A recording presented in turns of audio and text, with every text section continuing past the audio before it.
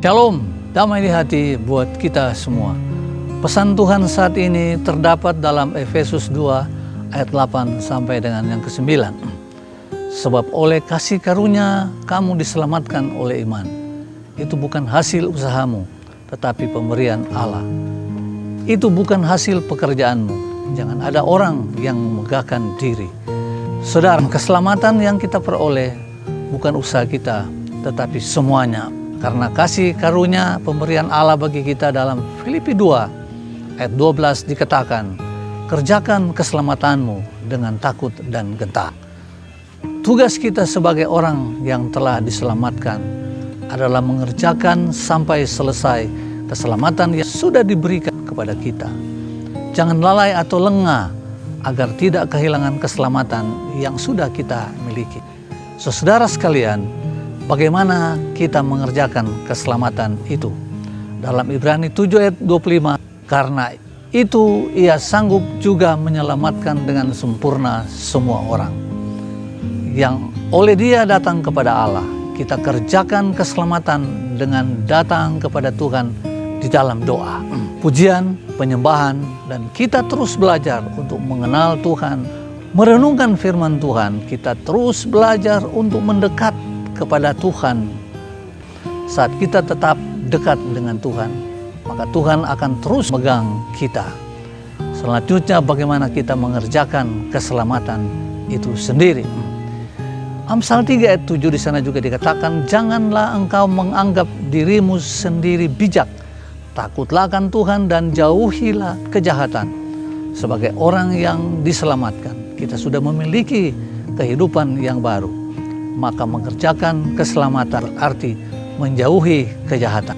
Kita meninggalkan dosa yang sering kita perbuat pada masa kehidupan lama kita. Kita bawa hidup kita untuk senantiasa dituntun oleh firman Tuhan. Saudara, ketika kita diselamatkan, kita memperoleh keistimewaan dari Tuhan, di antaranya yaitu dalam Galatia 4 ayat 5 di sana dikatakan, ia diutus untuk menebus mereka yang takluk kepada hukum Taurat, supaya kita diterima menjadi anak. Salah satu keistimewaan pertama yaitu diterima menjadi anak. Kita menjadi satu keluarga kerajaan Allah dalam Galatia 3 ayat 26 sampai 27. Sebab kamu semua adalah anak-anak Allah karena iman di dalam Yesus Kristus. Karena kamu semua yang dibaptis di dalam Kristus telah mengenakan Kristus. Dan keistimewaan kedua, kita memperoleh sifat atau karakter Kristus itu sendiri. Apapun yang kita lakukan ada kaitannya dengan Kristus. Bagaimana kita menghasilkan buah yang banyak sehingga Bapa dipermuliakan di dalam hidup kita.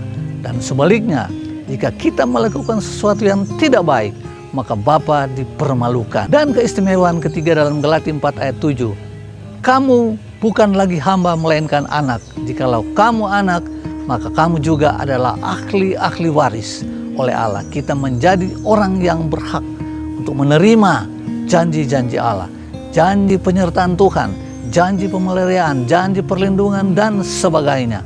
Dan sebagai ahli waris, Tuhan menuntut kepada kita yaitu hendaklah kita menjadi anak-anaknya yang bertumbuh dewasa. Haleluya, saudara sekalian, kita bersyukur karena Tuhan begitu mengasihi kita dan Tuhan menyelamatkan kita.